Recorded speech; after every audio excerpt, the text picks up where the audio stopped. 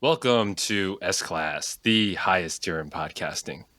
Fighting out of the blue corner, weighing in at 135 pounds, it's Rampage Rob. I'm down to like 132 right now, so don't 32. give me 135. Respect He's it. making weight today.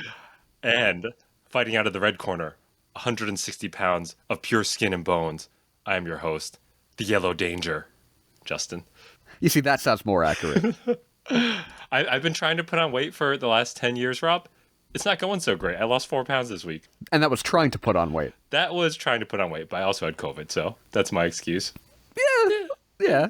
And I also gave you COVID. Yeah, for my birthday. Thank you for You're that. very welcome. It was the best gift of all. The friendship we made along the way. The COVID that we got along the way. Which is funny because 2 Christmases ago, you also gave me COVID for Christmas. So, you know what's really funny is I am 3 for 3 on COVID happening on a holiday. Christmas, Thanksgiving, and Valentine's Day. You've had it 3 times? This is my 3rd time, yeah. Last 2 times were on Anime of the Year. Oh, that's right, yep. 2 for 2 on those. When you said 3 holidays, I didn't think you were going Valentine's Day. I thought you were talking about my birthday. Oh, I mean, that's not a holiday for me. But clearly, you don't recognize that, so Someone's whatever. a little bit into themselves, considering their birthday a holiday. That's an interesting take, Rob. I consider your birthday a holiday. Do you now? I celebrate it. Sometimes I celebrate it privately, but I do celebrate it. Do you have like a shrine to celebrate my birthday privately? No, I just acknowledge that it's your birthday and then I move on with my day. Like Thank internally, though. Yeah. Yeah, you don't text me or anything. No, that's not true. Rob texts me every year. Yeah, come on. Guys, we are rubbing off some of the rust. We have not podcasted since Anime of the Year, which was now like 2 months ago. And I mean, that was a 3-hour video, so we needed to take a little hiatus, I think. We were pretty burnt. But there's going to be some changes that we want to do a little bit of housekeeping before we dive right into the usual anime and video games. The first one is we are reducing the number of podcasts we're doing every year. We used to do every 2 weeks. For now, we're going to just tailor it back to just once a month. And at the end of the year, we're still going to have our Game of the Year, Anime Awards, and Anime of the Year. So December will be ramped back up. But if you guys like the podcast, let us know and maybe we can start producing more. But for now, just expect it on the last day of every month. The other thing is, for those of you who listen on YouTube, you might not see those recordings anymore. So, Rob, I don't think even you know this, but I created a whole new channel dedicated just to our podcast to separate things out just for algorithm's sake. Okay. And I spent like several hours uploading all 66 episodes. And I was like, okay, it's done. And then I made a post on our channel that said, go to this new channel, subscribe. An hour after I made that post, Google took down the account. Wait, why? They thought I was a bot. Oh, because you uploaded all that stuff so quickly? I guess so. I don't know. I did like a face verification using video of my face and everything. So I am in dispute with them, but hopefully by the time this episode goes live, this will be on the new channel that exists. That's ridiculous. I was so frustrated. I spent hours like re-uploading and copying and pasting descriptions and It's stuff. our content. I know. But yeah, hopefully S-Class Podcasting, our other YouTube channel, will be up, and that's going to be the one with the gray icon versus our usual channel, which has the black icon. Wow. That's really hurting me. I can't believe we already got knocked out. I know, right as soon as we put it on there. And speaking of knocked out, Rob, that's a great transition into some anime and manga that we have been consuming or are no longer able to consume. I was about to say no longer able to consume for this one. Rob, why don't you lay this one on us?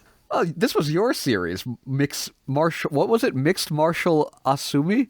Or Martial Master Asumi. And it was, it made it 30 chapters before the cancellation? 31, I believe, yeah. Oh, man. It's a shame because I thought it was the best up-and-comer, maybe. That and what's the one with the glasses kun that you really like? Kill Blue? Kill Blue. I was like, Blue Lock? That can't be it. I mean, I really don't read anything besides Sakamoto Days, and I was into Martial Master Asumi, so it's a freaking shame that they got rid of it. Yeah, I don't know why it just didn't catch on. I thought it was a really solid, sports manga, and it just, people weren't into it. I thought the fights were really, kind of had me on my edge of my seat. I really didn't know which direction they would go in. It seemed like the art was pretty good with like how smooth the fights went. I mean, I don't understand martial arts or anything like that as much as you, especially who actually does like martial arts, but I thought it was easy enough to follow too. Yeah, and it was just totally accurate to actual jujitsu and striking. I think there were some lulls after the underground fight, but I thought the fight versus the old man was really solid.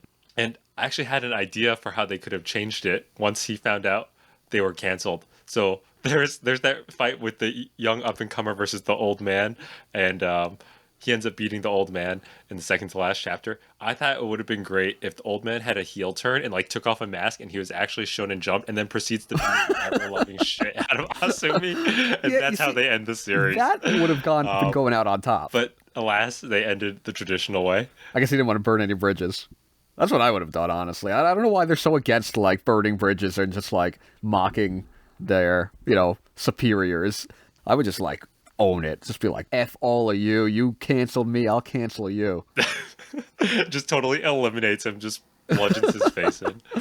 I did appreciate the very last chapter where you get some old grandpa flashbacks. That was pretty cool. Yeah, that was a solid way. When you're wrapping something up in probably like 4 or 5 chapters you had a warning of, I thought it was at least a solid ending. It felt, like at least, I don't know about rewarding, but it felt complete. Yeah, it was. You get the nice flashback, and you get the jump to the fight with his brother, and it's like, Yeah. What else can you do? He wrapped it up nicely as well as he could. Right. Rob, the next item we have on the docket is the boy and the heron. I just want to say, you haven't seen this, right? No, we never got a chance. So I just wanted to declare that I'm officially the better Studio Ghibli fan between the two of us. Come on. Until you watch this. I have nothing to say about the movie until you watch it. 'Cause Can you at that's least a podcast? At least give me if it's in your top 5 Ghibli? Do you really want to hear anything, or do you want me to save this for when you one day eventually watch this? Just a matter of yes or no. Is it in your top 5? No. Oh, spicy! Now I'm excited. We'll end at that. No. Yep. Okay. Next one. Something we Wait. both No, wait. I'm very What? sorry. Musically, though, is it in your top 5 Ghibli? Don't remember a single soundtrack. Oh no! Devastating. Say it ain't Joe. Rob, I need you to see this movie because I want to talk about it. And I have takes, and you didn't deliver on your end of the deal, my friend. I'm sorry that the baby prevented me from seeing the movie. I mean, it just goes to show this is a true Studio Ghibli fan because I chose not to have a baby for that very reason. I said, nope, no child is getting in my way. I didn't plan this out correctly. That is on me, that aspect of it. I knew there was a new Ghibli movie coming out. I should have waited. You should have told your wife, hold her in there for a couple more months, and then we can have our child. Yeah, that's on me. That's on you. Okay, the next one. Let's talk about Dungeon Meshi. I think I like Dungeon Meshi but just for the like vibes, you know what I mean? Like I don't know that I actually actively enjoy the viewing experience, but the vibes are immaculate while I'm watching it. I wish I liked it more. Not that I, like you said, it's not that I don't like it, but it's not. I think I told you the other day at poker night. I think I said this is the perfect C anime. Yeah, but it's not even that it's like mid. It's that like I think I like the art style. I love the music. I like the animation. I think it's like pretty high effort. And I love the dub. I'm watching an anime dub, which is not something I've done in 25 years. Those are all things that should be like, hey, that should be saying something special about it, but it's just like kind of meandering every episode. It's like a weird cooking slice of life that's not. I don't know. I don't want to say bad things about it because I do like it, but if I miss an episode or two, I'm like, yeah, that's fine. I'll watch it one day maybe, and if I don't, I think I'll be okay too. But it's a nice story that's very a unique take on fantasy that I appreciate. Yeah, I think the confusing thing is that we both love aspects of it, and those aspects should be enough for us to really enjoy it, but it's just like kinda, yeah, it's there. It's a solid anime. I think love is like a strong word. I'm being pedantic or I'm being picky on words, but it's like I don't love anything about it, but I like a bunch of things, and maybe because I don't love a single aspect, that's why it's just like, yeah, Dungeon Meshi, this is a good time. It's all right. It's good. I do love everything related to sound. I love the voice acting, and I love the soundtrack. I gotta listen to the dub because I like ProZD, who does the voice of the dwarf. And I like Emily Rudd, who is Nami from Rudd. live action One Piece. I think that sometimes when I watch a dub with a voice that I know too well, or like if you watch a movie that the actor's too much of that actor, it sort of breaks the immersion for me, which is why I avoid the dub typically. But I'll give it an episode. I think it's worth it. I don't care either way. I think it's a really good dub. I don't care either way. Why not? I'm not gonna lose. Okay, that's Dungeon Meshi. We have a long docket. Let's see if we're gonna make it through all of these. I got a real hot second for Gyaru and Dino. What is Gyaru and Dino? There's a lot of names for this. Actually, it's called Gyaru to Kyoryu, which means dinosaur. Okay. Also known as My Roommate is a Dino. So it's got 3 or 4 titles. It is about a girl who is a Gyaru who gets drunk one day, and she wakes up, and there's a dinosaur in her apartment. What kind of dinosaur? That is not nearly specific enough. They actually call out what dinosaur it is, but he kind of looks like a brontosaurus, but he's tiny. He's like human-sized. And then the best part about it, they're like, oh, so you're rooming with a dino? And he can't talk. He just makes noises, but he understands the English language. And then whenever they're like, Japanese. oh, so that's the dino. He's what? The Japanese language. The Japanese language, excuse me. He understands the Japanese language, and whenever people meet him, they're like, oh, so that's the dinosaur. He's a lot smaller than I thought. Like, just real casual. Is there a reason there's a dinosaur? Do we get, like, any context, or...? No, it's just a total gag manga. It's really, like... I don't want to say it's really funny, but it's funny enough, and it's like the first chapter.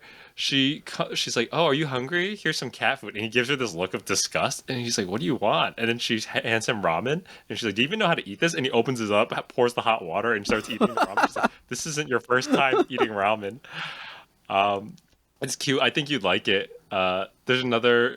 I'll throw you one more slice. There's one chapter where her boyfriend calls her, and she left her cell phone at home, and her boyfriend starts talking kind of dirty to her, and the dinosaur has this like disgusted look on his face, and then she's like, "Oh wait, Dino, is that you?" And then he doesn't hear anything because the dino can't talk. He's like, "Dino, forget this call ever happened," and he hangs up.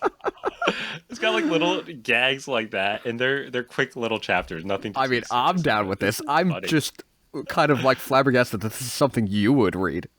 It has like this stupid, dopey looking art, and I was just like, the chapters are so quick. It's an entertaining, fun time. I really enjoyed it. Yo, I'm in. You don't even have to convince me on Gyaru and Dino. Why don't you tell me about the other Gyarus on this list? Are you talking about Hokkaido gals are super adorable? I guess that's what I'm talking about. It is this season's smut rom-com. We got a little bit of a harem sprinkled in. We got three gals so far. I'm sorry, not girls, gals. It's Hokkaido gals. It's really cold all the time in Hokkaido, apparently. This was news to me. So they got like, everybody has like red on their face all the time to signify how cold they are. And it's a little bit off-putting in terms of our gal designs, but I'm willing to look past it for our Gyarus, because we got not one, not two, but 3 Gyarus. And a main character that is really a complete fucking loser. But for some reason, these girls are flocking to him. Like, when he was in Tokyo, apparently, like, everybody just, like, hated this kid. They didn't want to talk to him. They didn't want to look at him. That's probably why he's in Hokkaido now. But, like, in Hokkaido, he's a king. So he's not as cool as this dinosaur, is what you're telling me. No, not in the least. Absolutely not. I think if the dinosaur was in Hokkaido, he'd have at least 4 Gyaru. At least. Our character in Hokkaido Gals only has 3 Gyaru for, comparison's sake. Do you enjoy this episode to episode? Like, what is this about? I literally just told you. But, like, is it slice of life, or is there an actual romance plot, or are they trying to become the best Gyaru in all of Hokkaido? Like, what's the actual point of the show? The first girl is probably going to end up being the Hokkaido gal that he ends up getting with. But there's 2 other Hokkaido gals. One is kind of like not really has any friends, but that's only because she doesn't want to talk to anybody because apparently she sweats a lot. So she's coming out of her shell. She's still sweating, but she's coming out of that sweaty shell. And the other one is, according to the OP, she's a ninja, but she has had no signs of actually being a ninja. So, we've only been recently introduced to the third gal, but in the episode she was introduced, she did not have any ninja qualities. So I'm not sure why she's terrible. a ninja in the OP. It is. I love how our friend John, we were trying to convince him to watch Frieren and how amazing it is, but he was watching Hokkaido gals are very adorable. No. Here's the problem. He's 7 episodes into Frieren, so he's watched a good amount, and he hates it. But he watched some of Hokkaido and then needed to read the manga afterwards because he couldn't get enough of it. So Frieren, he was like, I can't do this. But Hokkaido gals, he's like, yeah, well, I need more. Give me more. I don't even understand because I actually opened up the first chapter of this manga. I don't even think I got it. This is before you mentioned this to me. And I was like, these girls are horrendous looking. And I just closed the tab. I was like, this isn't even like smut that I will enjoy. So I couldn't even give it a chapter. I don't blame you. I will continue watching it. I will finish this out. Don't you worry about that. But I didn't think this would be up your alley. These Hokkaido girls are not all right to me. They're not super adorable to you? No, not at all. Respect it. I'll talk about my last one for the day, and that is going to be Code Geass, which I finished actually all 50 episodes. It's probably the longest. You mean Pizza Hut the anime? Pizza Hut the anime. It's amazing. It was what a wild fucking ride this show was. Do you know anything about Code Geass, Rob? I know the Pizza Hut product placement is rampant, and I know is it the main villain that is like considered one of the like most popular main villains? What's his name? Lelouch. Yes, I've heard that name constantly over the years as like a very popular character. But I don't know anything other than that. This is like the hottest thing in the early 2000s when we were teenagers, but I never watched it. I was like, hey, this is one of those classics I gotta check out. Lelouch is a Britannian prince. Britannia is kind of like America, but like even more evil. And they took over Japan because they have resources, and now they just own different parts of the world. And he is in hiding in Japan, and he gets the power to control people using his magical eye called the Gyarus, and he starts taking over people's brains so he can overthrow the Britannian Empire and murder his father. It's a great time. He uses the Japanese people who want independence again. He pretends that he's a freedom fighter, but he's just doing this secretly to murder his dad. But he's slowly killing off all of his half siblings, who are all the princes and princesses. And he's just like amazingly charismatic. And he has like a 4D brain that makes like Light from Death Note seem like a peon. What, so is he the protagonist? He's the protagonist. Oh, okay. He's also just murdering people left and right. And it is wildly charismatic. And the first season, I would say, is like a piece of Shakespeare. It is. I don't want to say if it's a comedy or a tragedy, but it's a piece of Shakespeare that is amazing. The second season gets oddly really horny. Like there's people in bathing suits that are barely covering anything, and there are a lot of like people piloting mechs, but it starts with a shot from like their ass going towards their face. And then it somehow cleans up the smut in like the last 5 or 10 episodes and just becomes amazing again.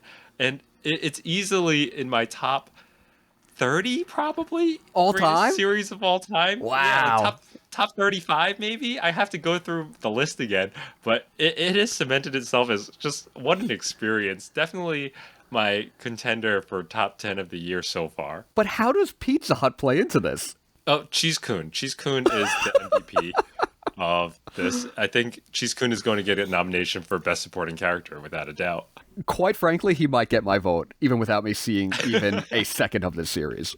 Just being a big Pizza Hut fan that I am. Rob, I shit you not. It was probably the last 5 episodes. They're like in a conference room, the main character and the main girl, and they're about to enter like an all-out war, and the girl is hugging Cheese-kun, and there's Pizza Hut on the table. Like, in the final moments of this series, Pizza Hut does not escape. Pizza Hut is there to stay. It's stuffed crust? It's actually, you're gonna hate this. So it has like stuffed crust, but it's pull apart, like little garlic. Oh, that's not real. No, but there's also shrimp and like weird shit on top of the pizza. It's definitely a Japanese pizza. I will never forgive the Japanese. Cheese-kun just lost his vote, I think. Yeah, that's gone. But that's Code Geass. It's an amazing experience. If you ever venture to watch it, let me know and we will pod about it all day because I have so much to say about it. Rob, Do you know what time it is? No. Is it Big News Morgan's breaking news already? No, it's Oh, not. that's It is once again. most unfortunate. It is time for Robert's Ranking Corner. Oh, I love Ranking Corner. This one's so fun. And Rob, I've had this one in the chamber for months now. Today, Robert will be blindly ranking the 5 movies that I watched while traveling to and from Japan last year. Oh, okay.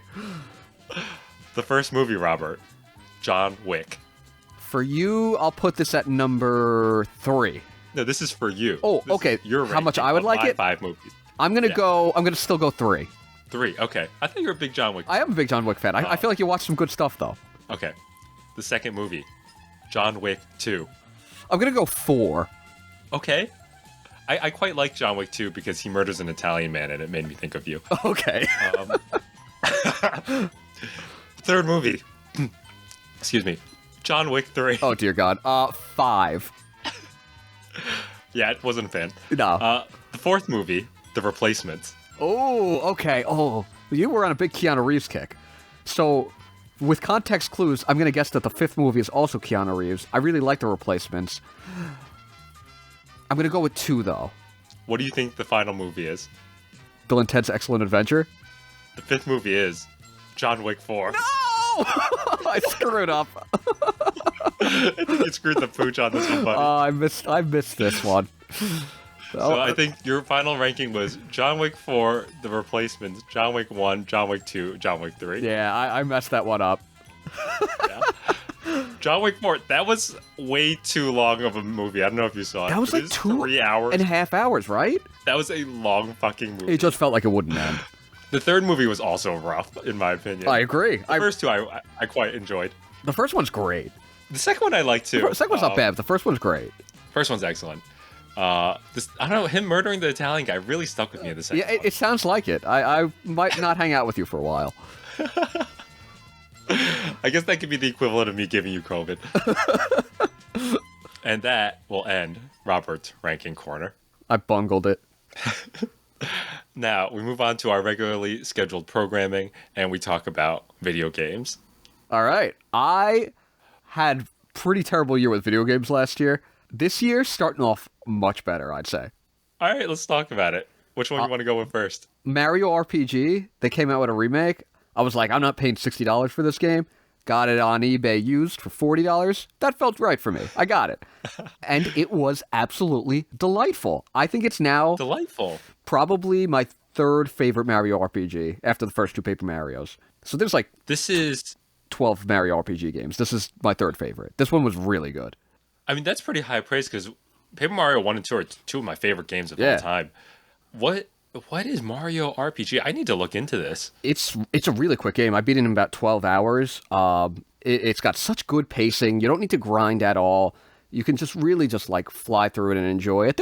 It's definitely easy, but I will say there were a couple of fights like later on in the game that I did have to approach a couple of different times because I did end up losing.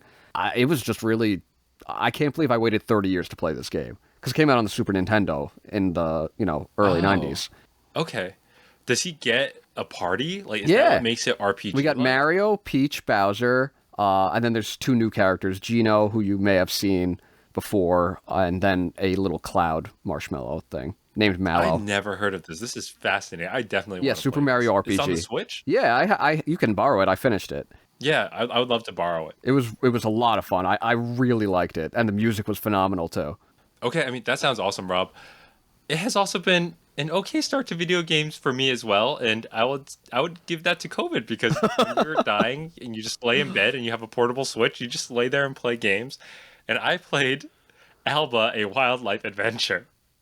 This has nothing going on in my head right now. You're just saying words that are meaningless. I've never heard of this. Alba, a wildlife adventure is about a 5-year-old girl in Spain who loves animals, and her grandpa gives her a photo camera, and she goes and takes pictures of the different animals on the island, and her and her friend have to stop the mayor from building a hotel in the nature reserve. It's cute. Sounds like Pokemon Snap. Yeah, it's like a shittier version of Pokemon Snap. And it's a cute game. It's nothing special, and it was like $7, and the music's adorable and all that stuff. The biggest gripe I have with this game is like 75% of the animals you're taking pictures of are birds, and birds suck. Oh man, yeah, birds suck. And it's not even like, oh, there's a falcon, there's a penguin. It's like, here's a yellow-tailed dove, here's a blue-tailed dove, and I'm like, this is not like a fun experience when I could be taking a picture of a Venusaur and then a Dragonite, you know? Like, why would I not just play new Pokemon Snap, which I haven't played Can yet? you like interact with the environment like you can in the Pokemon Snap on the N64? Like you would kick the Squirtle over the mountain, stuff like that. Like can you punch a bird? I fucking wish. No, you just walk around and you pick up trash. It's like a community service game with some picture taking aspects. It had so much potential. I wish I liked this a little bit more, but it was only 2 hours. It's a cute time. But I wish I could take pictures of like even raccoons or like a wolf. Like Digging through the trash. Yeah, the coolest thing you get to take a picture of is a lynx, and that happens at the very end. And that's like not even something you get to capture. It's part of the story element. So yeah, Alba, a wildlife adventure, a cute time, worth it if you like cute games for like 2 hours, but not a high recommendation. I'll pass. Yeah, I think you can pass.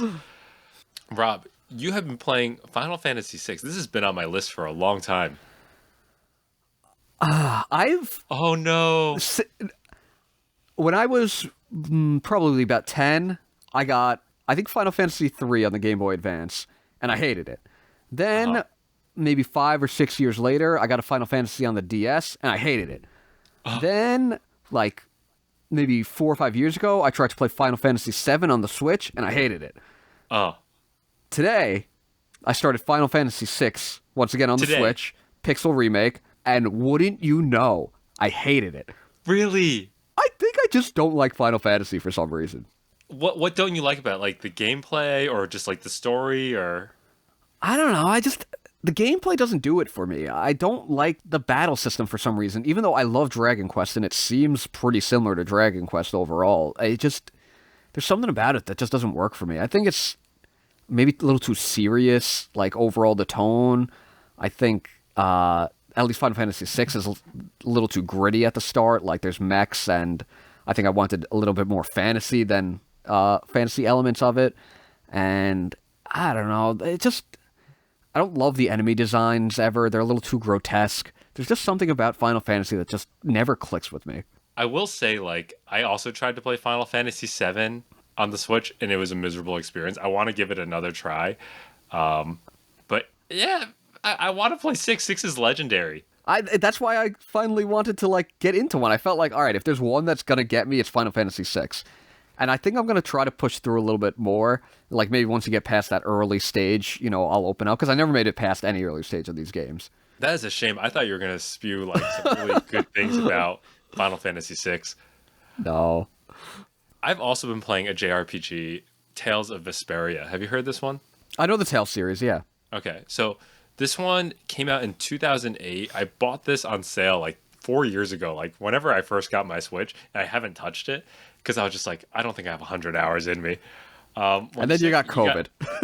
You got. I put 15 hours in it so far. It's good. Yeah. It's okay. Here's where I'm at. I think the character design and the characters are cool for the most part. The waifus are immaculate. I met Judith. For those of you who know, you know. The battle system can be really terrible at times. There's like it's not a turn-based, so you move around and you fight, and then you have 3 party members, and they operate as AI, which I kind of hate because you don't get to know your characters very intimately. Right, yeah. So you're not like, oh, I'm going to use this and perfectly whittle away everyone's HP, which is why I kind of like turn-based. And the other thing is, like, if you're the main character and you're fighting 2 people at once, which happens sometimes, there's no way to parry. Your block doesn't work all the time, and you just get pummeled over and over. And there's no, like, way to run away and just sort of reset. I've gotten my ass kicked multiple times because of that.